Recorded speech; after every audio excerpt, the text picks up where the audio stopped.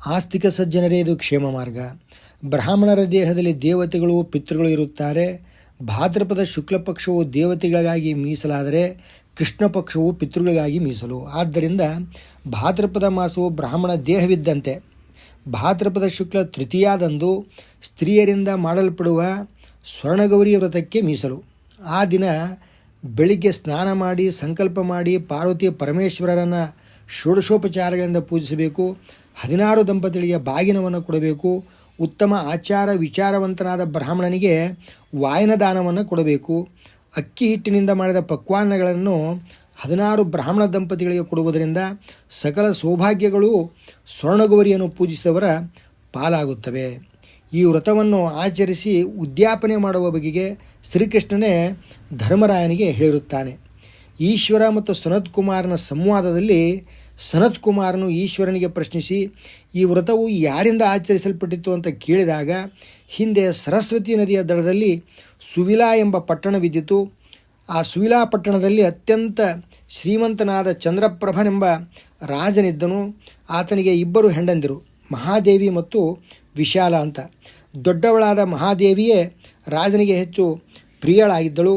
ಒಮ್ಮೆ ವನದಲ್ಲಿ ಬೇಟೆಯಾಡಿ ಬಳಲಿದ ಚಂದ್ರಪ್ರಭ ರಾಜನು ನೀರಿಗಾಗಿ ಅಲಿಯುತ್ತಿದ್ದನು.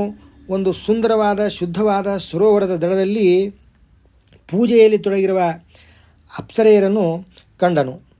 ತಾನು ನೀರನ್ನು ಕುಡಿದು ತನ್ನ ನೀರಿನ ದಾಹವನ್ನು ತೀರಿಸಿಕೊಂಡು ಅಪ್ಸರೆಯರನ್ನು ಇಲ್ಲಿ ಯಾವ ದೇವರ ಪೂಜೆ ಮಾಡುತ್ತಿದ್ದೀರಿ ಅಂತ ಪ್ರಶ್ನಿಸಿದನು. ಅದಕ್ಕೆ ಅಪ್ಸರೆಯರು, ಇದು ಸ್ವರ್ಣಗೌರಿ ವ್ರತ, ಇದನ್ನು ಆಚರಿಸಿದರೆ ಸರ್ವ ಸಂಪತ್ತುಗಳು ನಮ್ಮವಾಗುವವು ಅಂತ ಹೇಳಿದಾಗ ಚಂದ್ರಪ್ರಭರಾಜನು ಅವರಿಂದ ವ್ರತದ ವಿಧಿ ವಿಧಾನಗಳನ್ನು ತಿಳಿದುಕೊಂಡು ತನ್ನ ಬಲಮುಂಗೈಗೆ 16 ಇಳೆಯ ದೋರಕ ಅಥವಾ ದಾರವನ್ನು ಕಟ್ಟಿಕೊಂಡು ಸುವಿಲಾ ಪಟ್ಟಣದತ್ತ ನಡೆದನು. ಮನೆಯನ್ನು ತಲುಪಿದ ಚಂದ್ರಪ್ರಭ ರಾಜನ ಬಲಮುಂಗೈಗೆ ಕಟ್ಟಲಾಗಿದ್ದ 16 ಎಳೆಯ ದಾರವನ್ನು ಜ್ಯೇಷ್ಠ ಪತ್ನಿಯಾದ ಮಹಾದೇವಿ ನೋಡಿ ಇದು ಏನು ಅಂತ ಕೇಳಿದ್ದೂ ಅಲ್ಲದೆ ರಾಜನು ವಿವರಿಸಿ ಹೇಳಿದ ಮೇಲೆಯೂ ಅದನ್ನು ಕಿತ್ತಿ ಒಣಗಿ ಬಿದ್ದಿದ್ದ ಒಂದು ಮರದ ಕೊರಡಿನ ಮೇಲೆ ಎಸೆಯಲಾಗಿ ಮರದ ಕೊರಡು 16 ಎಳೆಯ ದಾರದ ಸ್ಪರ್ಶದಿಂದ ಚಿಗುರಿತು. ರಾಜನ ಕಿರಿಯ ಪತ್ನಿ ವಿಶಾಲಾಳು ಹಿರಿಯಳಾದ ಮಹಾದೇವಿಯಿಂದ ಎಸೆದ ದಾರವನ್ನೇ ಎತ್ತಿಕೊಂಡು ತನ್ನ ಕೊರಳಲ್ಲಿ ಧರಿಸಿಕೊಂಡಳು. ಅಂದಿನಿಂದಲೇ ಚಿಕ್ಕವಳಾದ ವಿಶಾಲಾಳು ರಾಜನಿಗೆ ಅತಿ ಹೆಚ್ಚು ಪ್ರಿಯಳಾದಳು. ಜ್ಯೇಷ್ಠ ಪತ್ನಿಯನ್ನು ರಾಜನು ದೂರವಿರಿಸಿದನು. ಮಹಾದೇವಿಯು ದುಃಖಕ್ಕೆ ಗುರಿಯಾಗಿ ವನದಲ್ಲಿ ಸಂಚರಿಸತೊಡಗಿದಳು. ಅಲ್ಲಿ ವಾಸವಿದ್ದ ಋಷಿಗಳ ಆಶ್ರಯ ಬಯಸಿದಾಗ ಅವರೆಲ್ಲ ಸೇರಿ ನೀನು ಪಾಪಿಷ್ಟೇ, ನಮ್ಮ ಆಶ್ರಮದಲ್ಲಿ ನಿನಗೆ ಆಶ್ರಯವಿಲ್ಲ ಅಂದರು. ದಟ್ಟ ಅರಣ್ಯದಲ್ಲಿ ಅಲೆದು ಮೂರ್ಛಿತಳಾಗಿ ಬಿದ್ದಳು. ಅವಳ ಮೇಲೆ ಕನಿಕರ ಹುಟ್ಟಿದ ಪಾರ್ವತಿಯು ಪ್ರತ್ಯಕ್ಷಳಾದಾಗ ಮಹಾದೇವಿಯು ಪಾದಕ್ಕೆ ಬಿದ್ದು ಜಯದೇವಿ ನಮಸ್ತುಭ್ಯಂ, ಜಯಭಕ್ತ ವರಪ್ರದೆ, ಜಯಶಂಕರ ವಾಮಾಂಗೆ, ಜಯಮಂಗಲ ಮಂಗಲೆ ಅಂತ ಸ್ತುತಿಸಿದಳು.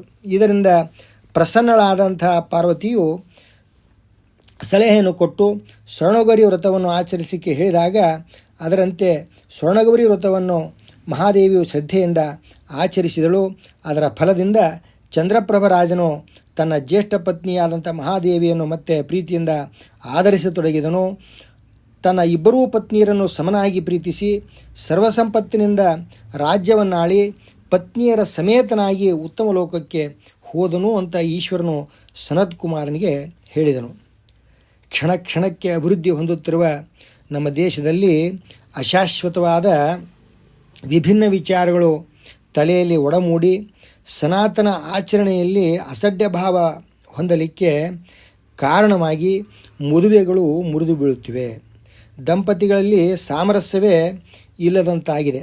ಸ್ವರ್ಣಗೌರಿ ಪೂಜೆ ಮತ್ತು ವ್ರತವನ್ನು ಆಚರಿಸಿದರೆ ದಂಪತಿಗಳ ಮಧ್ಯೆ ಪ್ರೀತಿಯ ಅಂಕುರವಾಗುವುದರಲ್ಲಿ ಸಂದೇಹ ಬೇಡ.